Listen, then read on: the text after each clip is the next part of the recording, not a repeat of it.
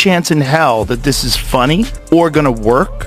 And when you see those flat, corny, late-night monologue jokes with no audience, Colbert, there's Jimmy Kimmel, there's Fallon. What they're doing is just like reading off of a teleprompter. So a bunch of really good joke writers wrote them some stuff, and then they're playing to the audience, and the audience is like laughing, so they get this feedback, and they know how to do that. They stand there, and there's applause signs, and then there's producers. There's the warm-up guy that's literally telling people to applaud. They're like, okay, explaining to the people, okay, when Jimmy comes out, I want a big round of applause. Let's practice this right now. Jimmy Kimmel's a loser. I do Jimmy Kimmel. I did him a lot. Yeah. And he'd be standing on the sidewalk. Oh, sir, may I bring you in? He'd bring me in every time. The whole show is talking bad about Trump. He called us doofuses when we had you on. He's a group of doofuses in flat-brimmed hats. Guess what? We ask him how many. What he did. Ask him. Yeah, you do bigger. Yeah. Do. He shows. A Hollywood late-night moment quickly turns brutal when Joe Rogan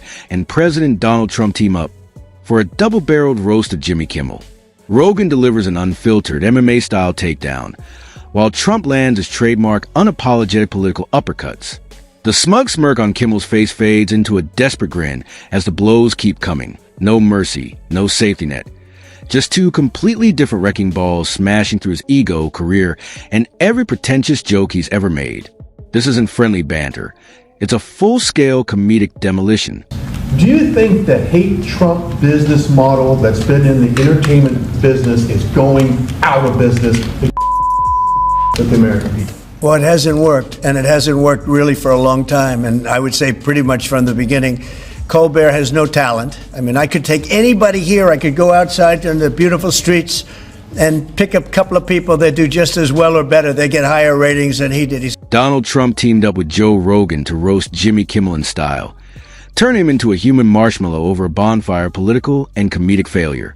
Trump barely broke a sweat, comparing Kimmel's career to the 2008 stock market crash. Once a late-night darling, now clinging to ratings like a raccoon to a trash can lid.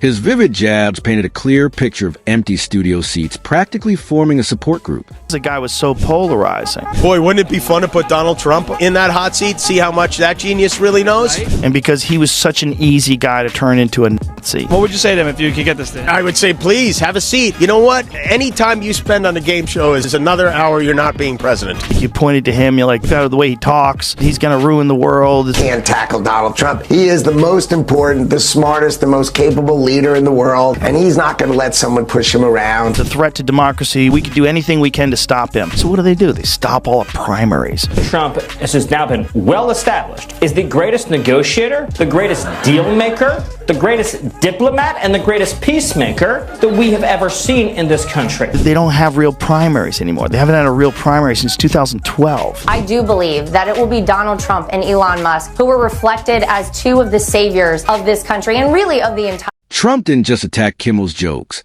He went after his entire brand, mocking him for acting like a moral philosopher instead of an entertainer.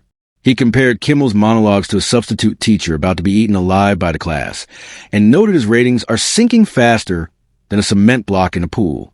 According to Trump, Kimmel's whole act now hinges on pretending he's relevant by bashing people far more interesting than him. Late night television. Nobody anymore. I know. And it's slowly, you have a bad business model and you're not adapting. Yeah. The creativity's gone for late night comedy, right? Like that's not really a thing anymore. You got Jimmy Fallon doing a song about different variants. Just when Kimmel thought he could hide behind his Hollywood smugness, Trump tied his self-righteous act to the downfall of late-night TV, painting him as a dusty VHS tape from a bygone era. In today's streaming world, Trump said, Kimmel is clearance bin material. By the end, he wasn't just roasted, he was charbroiled, deep-fried, and served with side of irrelevance. Remember the Academy Awards? I said how he's the worst host in the history of the Academy Awards, and this stupid guy goes up, and just before the Best Picture of the Year, the show is almost over. They're waiting for the Best Picture of the Year. He gets up, and he says, and his wife said, please don't do it. Please, darling, don't go out. His manager said, don't do it. I have to do it. He goes out and reads my truth to the entire audience right before the best prime time, the Best Picture. And it said basically, he is the worst host of the history. He reads the whole thing. And then I think he said something like, ha, ha, ha, he thinks he bothers me, or some crap like that. I said, he's one of the dumbest human beings ever. He should have listened to his wife. Then Joe Rogan stepped in, turning Kimmel's bad night into a full-blown catastrophe. Skipping the warm-up, he went straight for the jugular, treating Kimmel's career like an abandoned punching bag.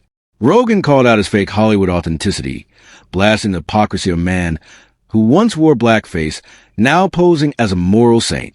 With surgical precision, he compared Kimmel's virtue signaling to a used car salesman bragging about a free air freshener in a total car. Just got a review, and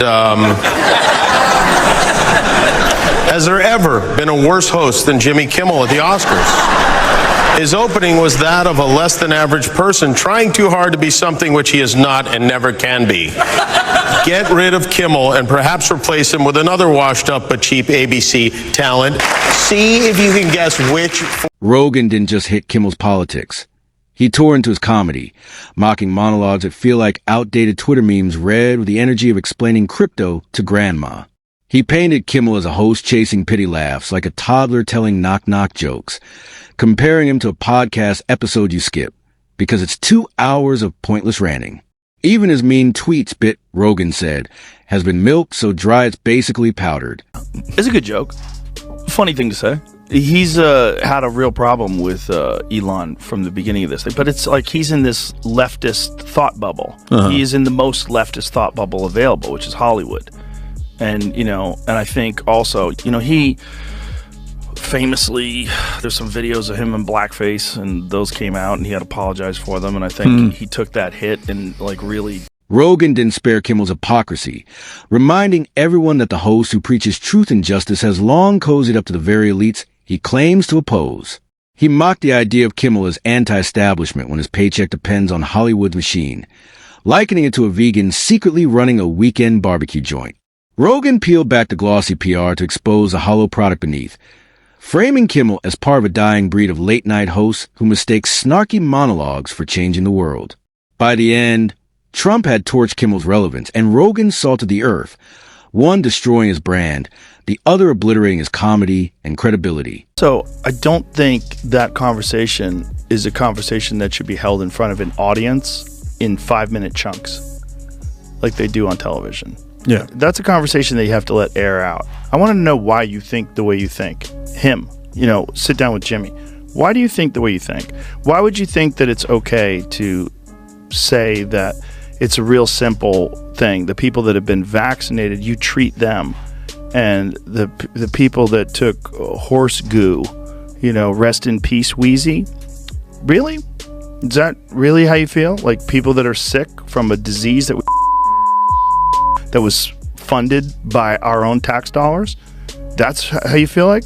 Those people should just die because they don't trust the government or they don't trust the pharmaceutical industrial complex that's been responsible for lying so many times. It was a masterclass in roasting.